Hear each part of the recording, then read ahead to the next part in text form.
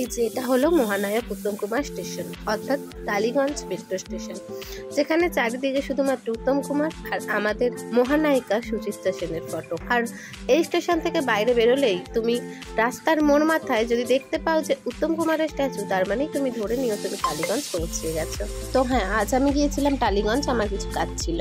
তো তার আগে সকালবেলার কিছু মুহূর্ত তোমাদের সাথে আগে শেয়ার করে দিই। লাঞ্চ টাইম, খাওয়ার সময় হয়ে গেছে, প্রচন্ড শীতকাতুরে আর রোদ্দুরটা কি সুন্দর উঠেছে, তাই ভাবলাম আজকে ছাদে বসে বসেই খেয়ে নিই। তো দেখি আমার মামার জন্য আজকে কি বানিয়ে নিয়ে এসেছে।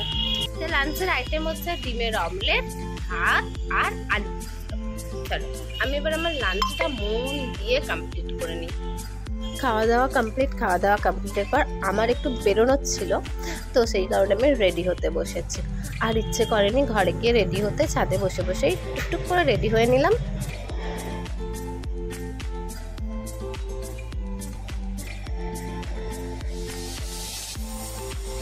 রেডি হয়ে আমি ট্রেনে উঠে পড়েছি।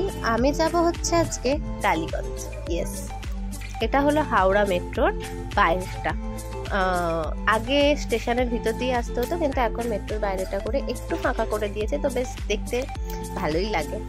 চলে এসেছি মেট্রোর ভিতরে। অন্য মেট্রো স্টেশনে ভিডিও করতে দেয় না, কিন্তু হাওড়া মেট্রো স্টেশনে ভিডিও করতে দেয়, এটা একটা বেশ ভালো ব্যাপার। ওই যে মেট্রো ঢুকছে, মেট্রোটা ঢোকার পর কাঁচের দরজাটা খুলে যাবে, মেট্রোর দরজা খুলবে, তারপর উঠতে হবে। আদার্স মেট্রো স্টেশনে যেটা আছে সেটা হচ্ছে এই দরজাগুলো থাকে না, নর্মাল যেমন আমাদের ট্রেনের লাইন হয় সেরকমই থাকে, কিন্তু এই নতুন মেট্রো স্টেশনগুলোয় ঠিক এই রকম নিয়মগুলো না জাস্ট অসাধারণ।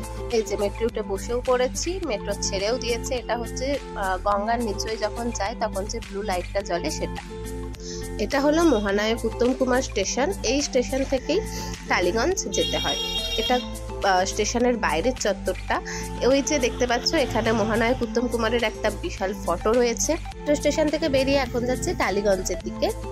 এটা হলো রাস্তার উপরে, ওই যে দূরে মহানায়ক উত্তম কুমারের মূর্তি, ওটা তুমি দেখতে পাও মানে তুমি জানবে তুমি পৌঁছে গেছো টালিগঞ্জ।